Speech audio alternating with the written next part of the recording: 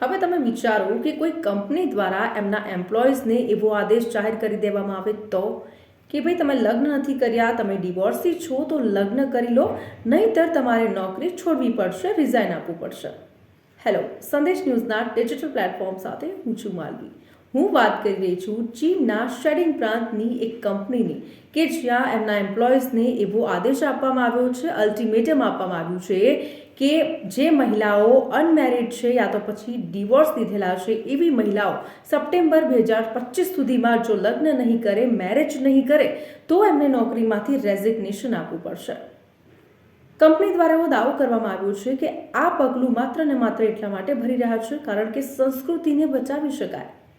તમારું શું કહેવું છે? કમેન્ટ કરીને અમને ચોક્કસથી જણાવશો. અને આવા જ ઇન્ફોર્મેટિવ વિડીયોઝ જોવા માટે સંદેશ ન્યૂઝના ડિજિટલ પ્લેટફોર્મ સાથે જોડાયેલા રહો.